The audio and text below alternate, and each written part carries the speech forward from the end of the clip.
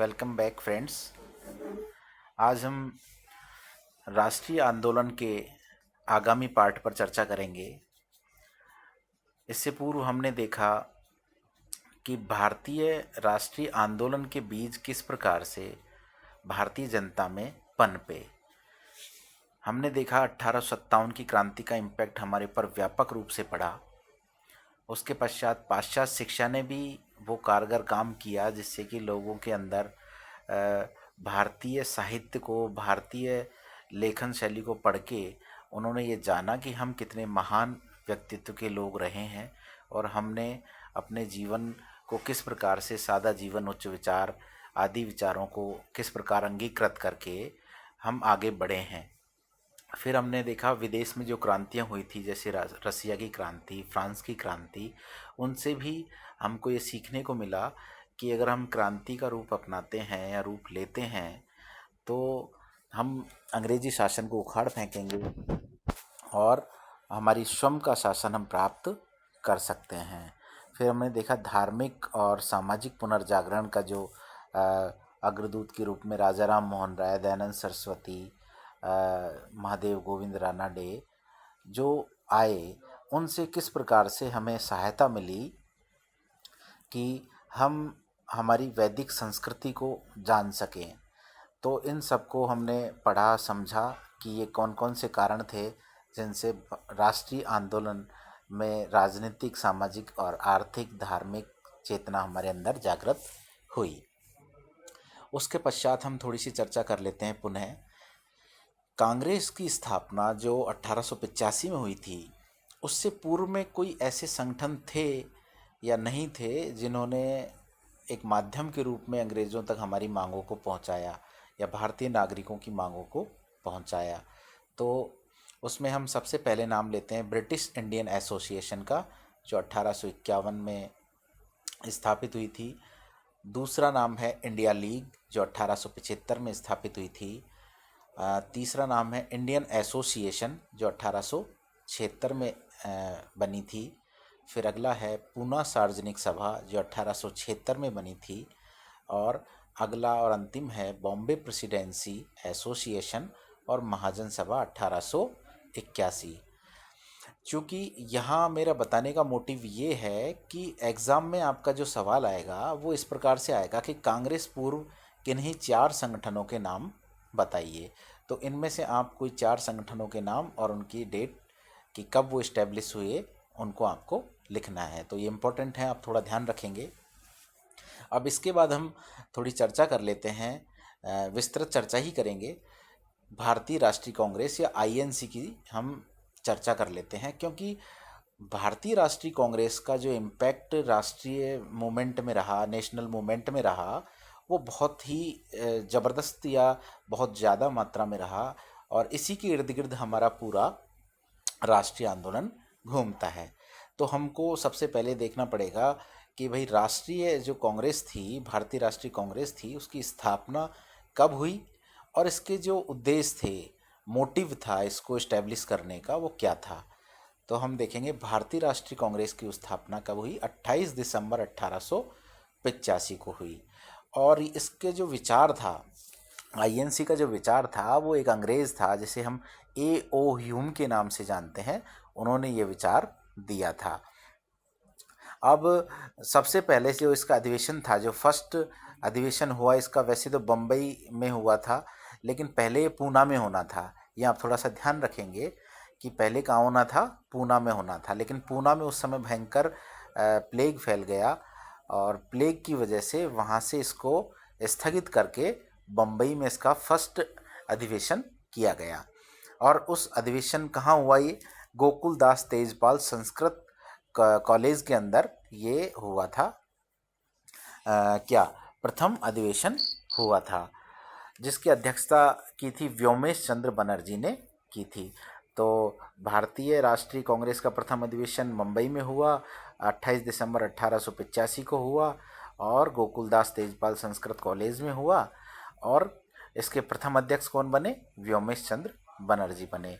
तो अब ये तो हो गई इसकी स्थापना से संबंधित बातें। हम देख लेते हैं इसका उद्देश्य क्या था, मोटिव क्या था।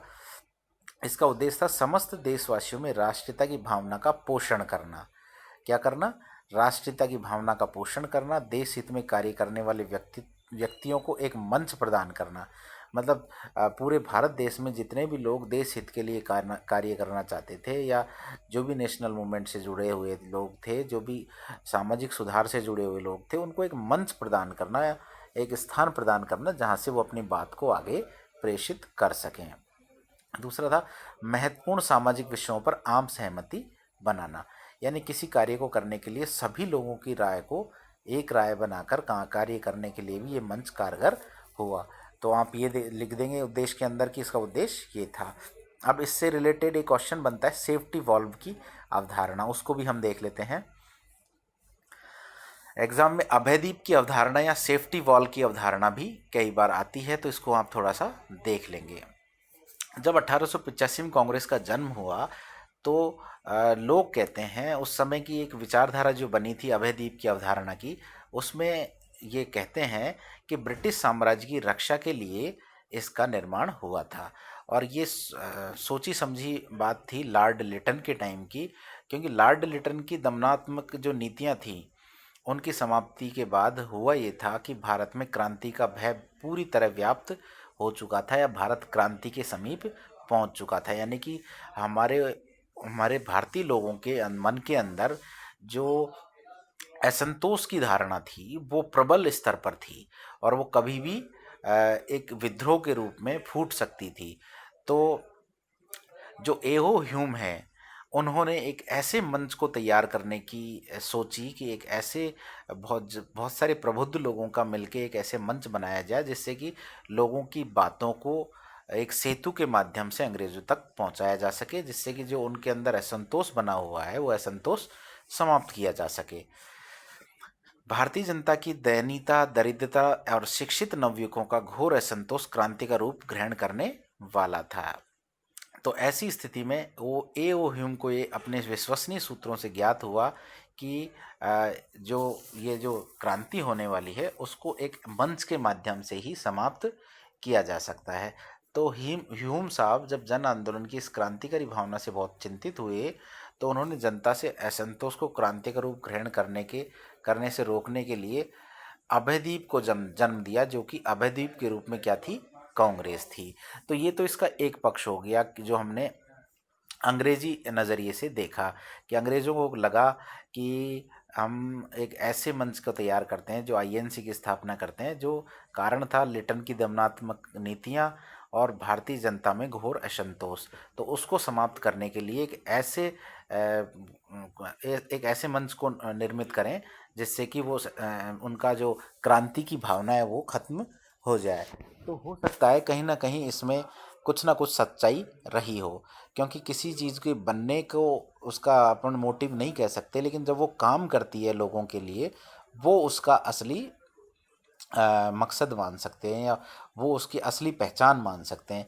तो आईएनसी की स्थापना भले ही ह्यूम के आदेशों से या ह्यूम के विचार से हुई, लेकिन आईएनसी ने लगातार समय के साथ जैसे जैसे वो आगे बढ़ती गई उससे लोग जुड़ते गए और उसके साथ विश्वास को उन्होंने बनाया और भारतीय जनता की मांगों को अंग्रेज़ों के सामने रखा। और उसी का परिणाम है कि 1947 में हमें आज़ादी प्राप्त हुई।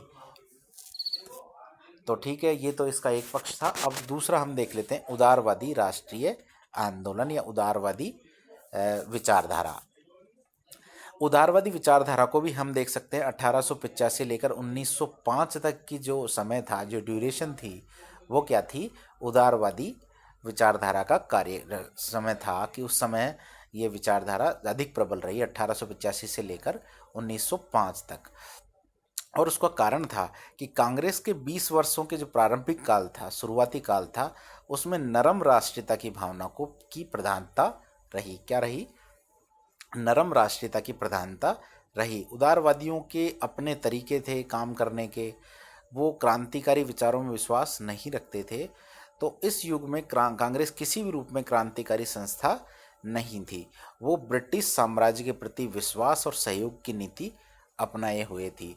तो सबसे पहला हम देखेंगे उदारवादी विचारधारा को समझाइए। अगर हमारी एग्जाम के अंदर ये क्वेश्चन आता है उदारवादी विचारधारा को समझाइए, तो हम कहेंगे कि उदारवादी वो विचार हैं जो ब्रिटिश लोगों की न्यायप्रियता में विश्वास करते थे।